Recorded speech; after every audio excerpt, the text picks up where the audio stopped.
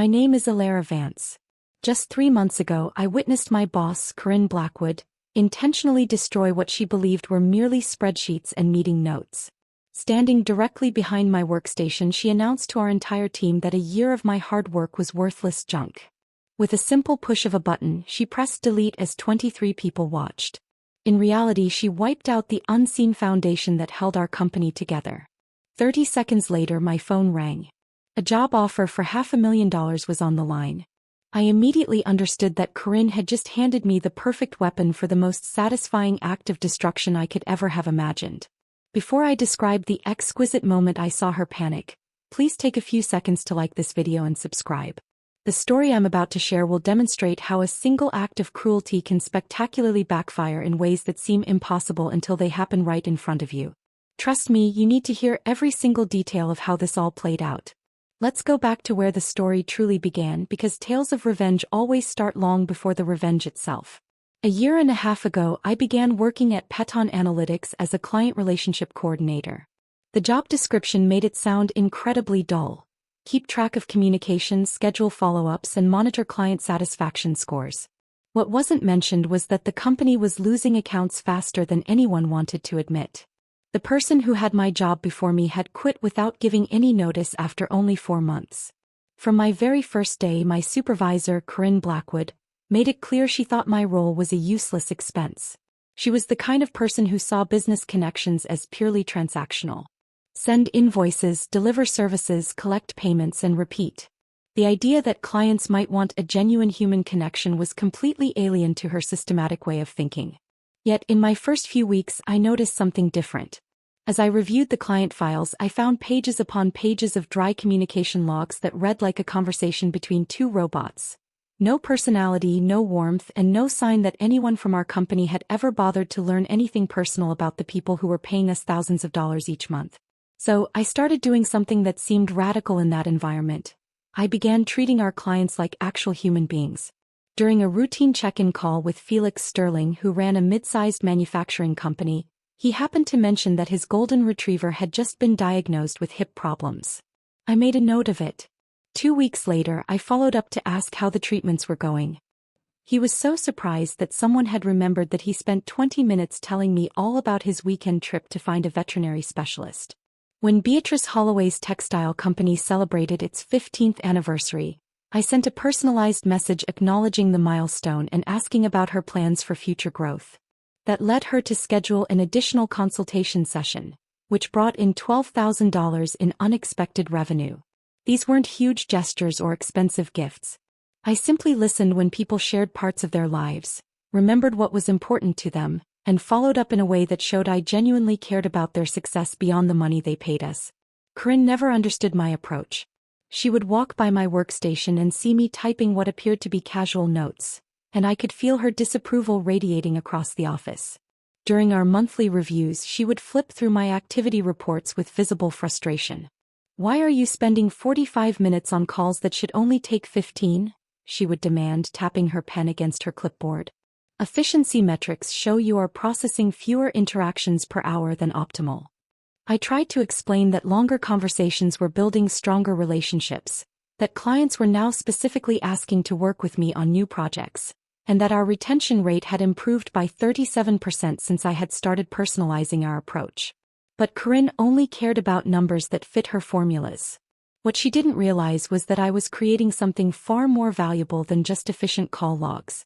I was becoming the essential link between our company and the people who kept us in business.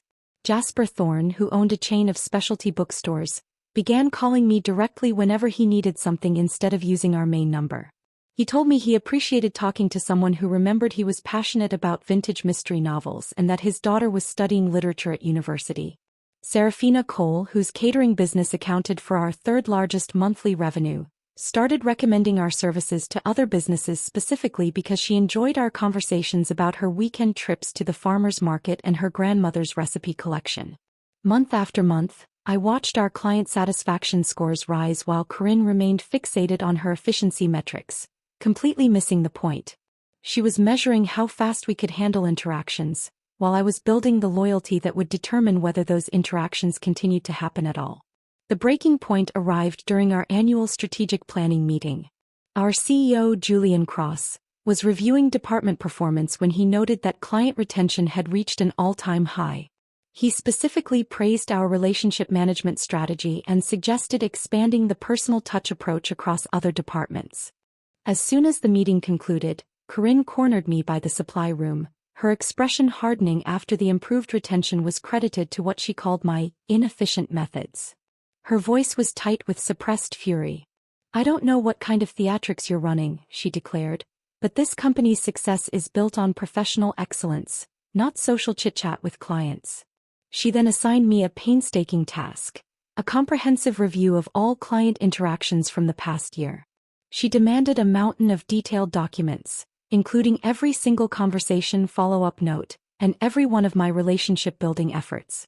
It was clearly a punishment, a bureaucratic chore that would take up hundreds of hours, pulling me away from the very client relationship work that was driving our success. However, I tackled the project with the same meticulous attention to personal detail I used with clients. I created detailed records showing not just the conversations, but how those interactions had directly led to business outcomes. I documented the catering referrals that Serafina had generated, the expanded services Felix had purchased after we discussed his company's expansion, and the early contract renewal that Jax had signed because he trusted our partnership. The completed review was 53 pages of evidence, proving that personal client relationships were responsible for over $200,000 in new revenue. Every seemingly casual conversation about weekend activities or family events had strengthened business ties in a way that our competitors, with their generic professional approach, could not replicate. I was proud of that review. It represented not just a year of work, but a year of genuine connections that had transformed how our company interacted with the people who trusted us with their business. This made what happened next even more disheartening. On a Tuesday morning in late autumn, Corinne called an all-hands departmental meeting. She announced that we would be reviewing our client relationship protocols and that my review would serve as a case study for discussion.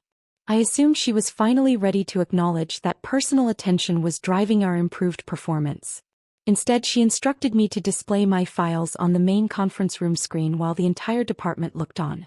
She began to dissect every personal note, every conversation detail, and every relationship-building effort, presenting them as evidence of unprofessional boundary violations.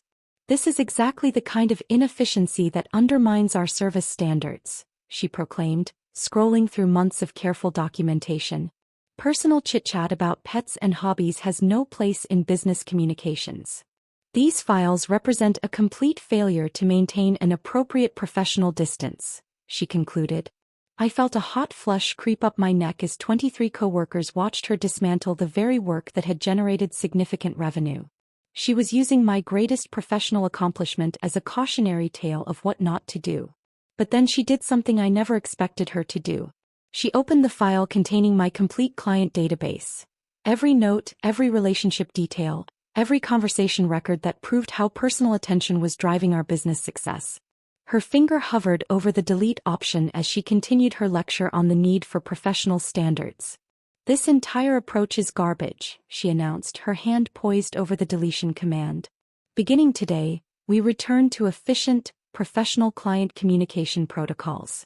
Then she clicked delete.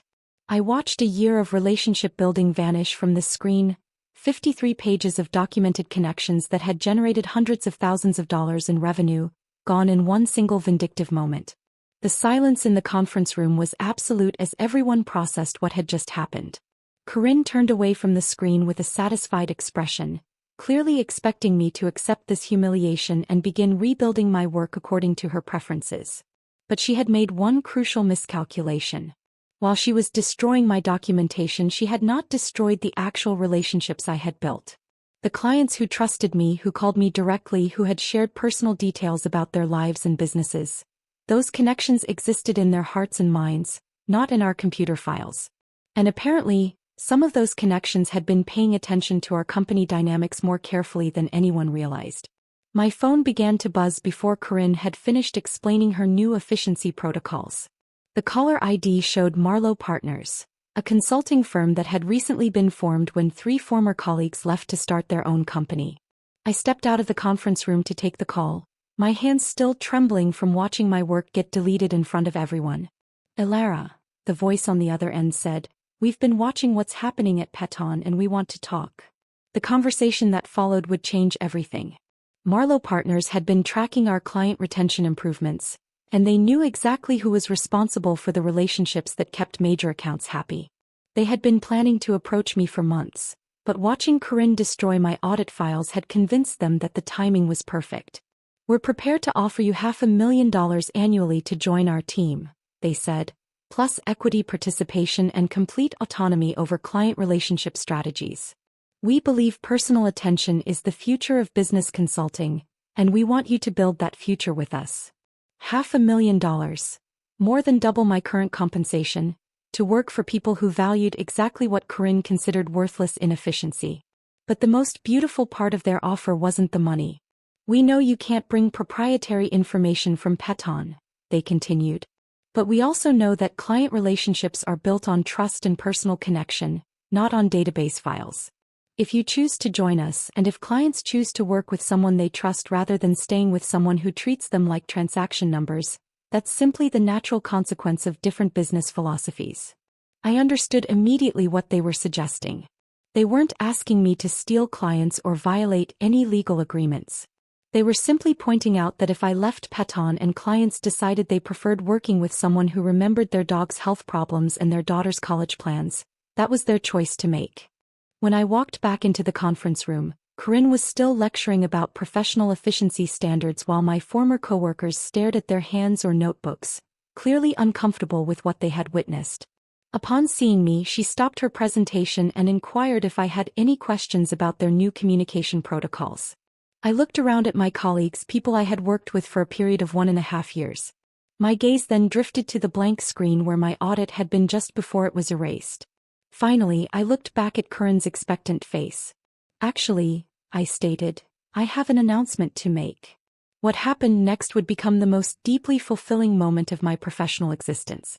However, I want to hold on to that for the next part of this account, because the retribution that followed was so flawlessly orchestrated by Corinne herself that it's crucial for you to comprehend exactly how her own choices initiated a chain reaction that ultimately dismantled everything she believed she was safeguarding. The real brilliance of what transpired wasn't that I had concocted some complex scheme to harm either her or the company. Instead, the beauty lay in the fact that by erasing my work on relationship building, she had, in essence, eliminated the one and only thing preventing our most important clients from leaving. She believed she was getting rid of inefficient documentation. What she had actually removed was the very bedrock of customer loyalty, a foundation that had taken a full year to construct and could vanish in a matter of a few weeks. Then, when my phone rang with that offer for $500,000, I realized she had just handed me the key to the most graceful form of revenge imaginable, simply allowing the natural consequences to unfold while she watched everything she thought she controlled slip away forever. "I am resigning from Peton Analytics effective immediately," I stated, my voice steady even with the rush of adrenaline coursing through my body. I was joining Marlowe Partners as their Director of Client Relations. A profound silence fell over the conference room. All that could be heard was the low hum of the air conditioning unit and the nervous clicking of a pen against a notepad. Corinne's expression shifted from one of smug contentment to bewilderment, and then to something that resembled genuine panic. "You cannot simply resign in the middle of a department meeting," she stuttered, clearly caught off guard by the unexpected turn of events. "There are rules, requirements for notice, and procedures for transitioning." "As a matter of fact," I responded, taking out my phone to display the contract I had just been offered. "My employment agreement permits immediate resignation in instances of a hostile work environment or professional misconduct. Having my work deleted in front of colleagues while being publicly humiliated qualifies on both counts." Julian Cross, who had been quietly observing from the back of the room, came forward. He suggested we discuss the matter privately before making any sudden choices. But I was done with private conversations and diplomatic resolutions. Corinne had chosen to humiliate me publicly, so she would experience the repercussions just as publicly. "There is nothing to discuss," I said as I gathered my personal belongings from the table. "My decision is final. I will submit the formal resignation paperwork within the hour." As I made my way toward the exit, I could feel 23 pairs of eyes tracking my every move. Some of my coworkers appeared to be in a state of shock. Others seemed impressed, and a few looked as though they were reconsidering their own professional paths. Corinne called after me, her voice pitched higher than usual. She insisted I was making a tremendous mistake, claiming that Marlowe Partners was a startup with no proven track record. She said I was discarding job security for some fantasy that relationships were more important than professional standards. I paused at the doorway and turned back to face her. We will see which method proves more valuable. Within 24 hours I had emptied my desk, completed my exit interviews and began my new role at Marlowe Partners. Their office was smaller than Peton's, but it was brimming with energy and excitement about building something innovative in the consulting world. More importantly, I was finally working with people who understood that business connections were built on authentic human relationships, not on efficiency metrics and standardized communication protocols. But the true vindication of my choice arrived in the weeks that followed as I observed the inevitable consequences of Corinne's actions unfold with devastating accuracy. I had not reached out to any of Peton's clients. I had not made any sales calls or sent recruitment messages. I had simply updated my professional profiles to reflect my new position and continued being the same person who had spent a year building genuine relationships with people who needed consulting services. The first phone call arrived on Thursday morning, which was 3 days after I started at Marlowe Partners. It was from Felix Sterling, the owner of a manufacturing company, the same man whose golden retriever I had inquired about during routine check-ins. He called my new office number directly. "Elara," he said, "I heard through the professional network that you have moved to a new firm. I wanted to offer my congratulations and inquire about your new company's capabilities." We spoke for a full hour about his business needs, his expansion plans, and yes, his dog's improved mobility following specialized treatment. By the end of our conversation, he had arranged a consultation to talk about moving his account over to Marlowe Partners. The second phone call came that same afternoon. Beatrice Holloway, the woman whose textile company's anniversary I had celebrated, wanted to talk about her upcoming project needs with someone who truly understood her business philosophy. She shared that she had been working with consulting firms for a dozen years and that I was the first person who ever made her feel that her company mattered beyond a simple invoice amount. "If you are offering the same personal attention at your new firm," she said, "I am interested in making a change." By the end of my first week at Marlowe Partners, I had received calls from 6 former clients from Peton. It wasn't because I had sought them out, but because they preferred collaborating with someone who saw them as individuals, not as mere account numbers. Meanwhile, back at Peton Analytics, Corinne was beginning to grasp the magnitude of what she had actually destroyed when she deleted my documentation on relationship building. I heard about her mounting panic through shared contacts in the professional community.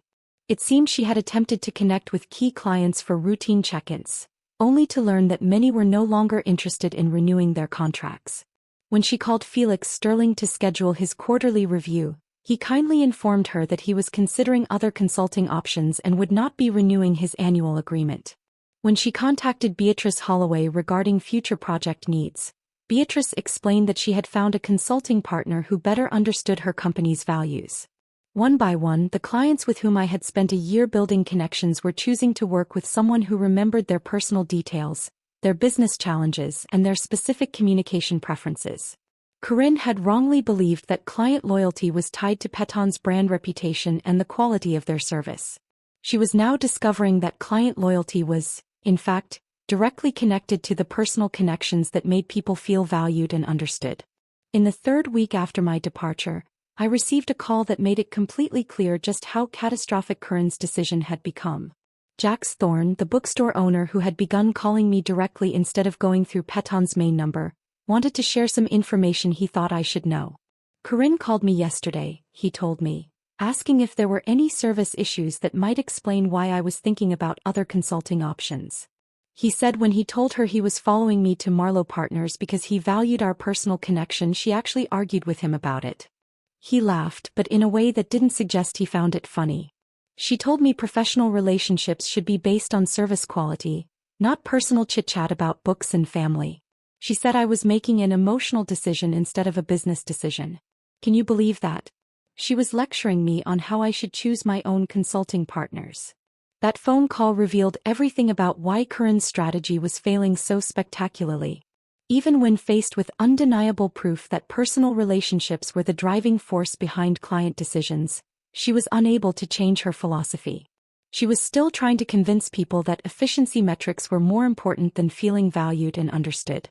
By the conclusion of my first month at Marlowe Partners, 14 former Peton clients had either made the move to our firm or started conversations about a possible transition. These were not minor accounts. They accounted for more than 60% of Peton's yearly revenue. I wasn't actively trying to recruit them. I was simply making myself available when they called, recalling the details about their lives and businesses, and offering the same personal attention that had forged our relationships in the first place.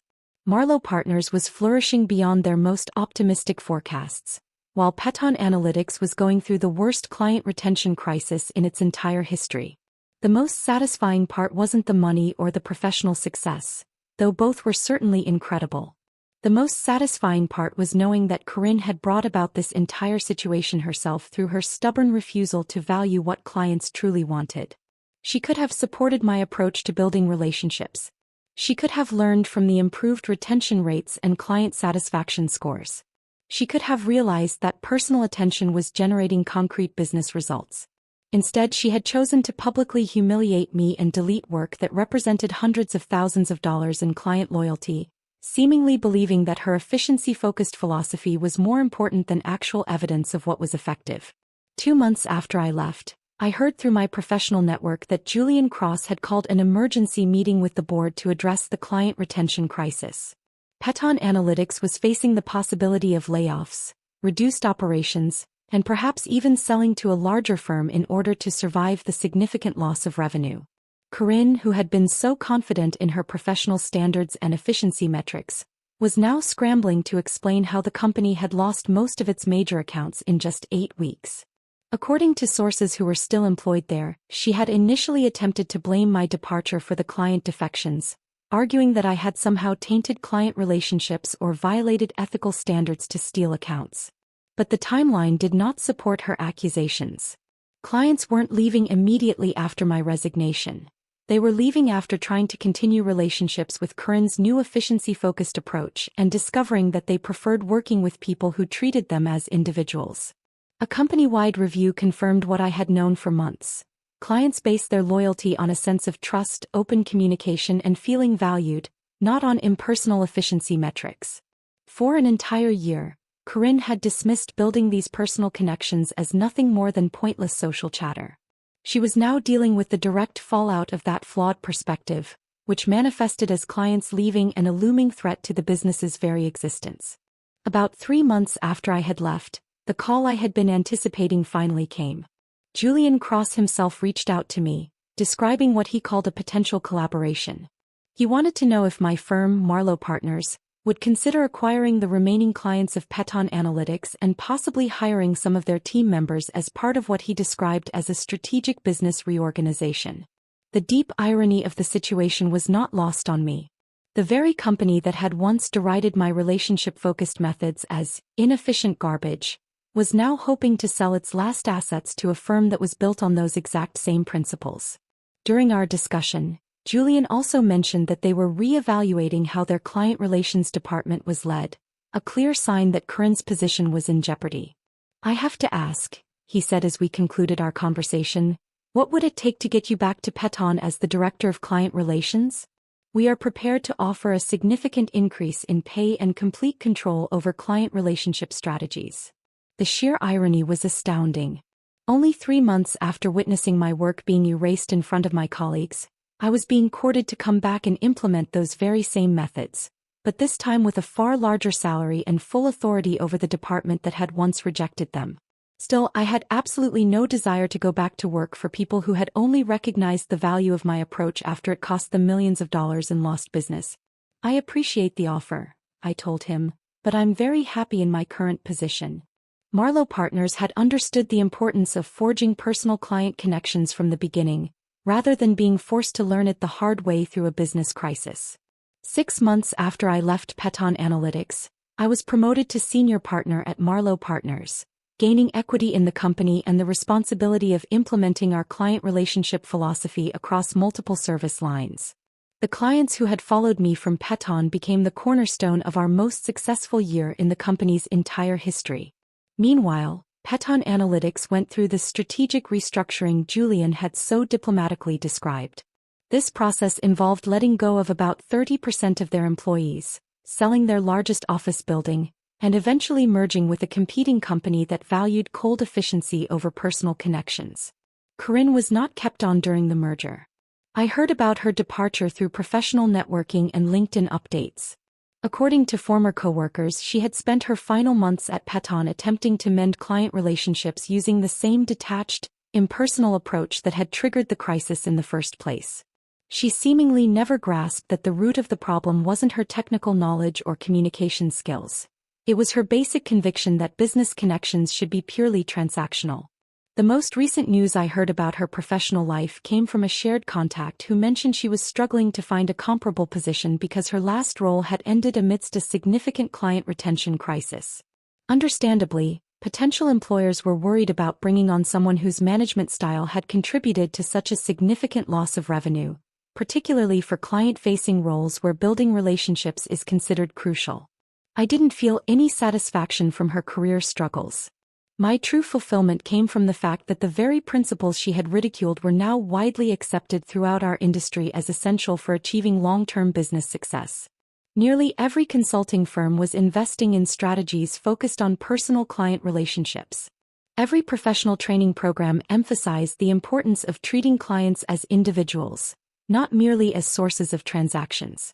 Every thriving consulting practice prioritized the exact approach that Corinne had once deemed inefficient garbage.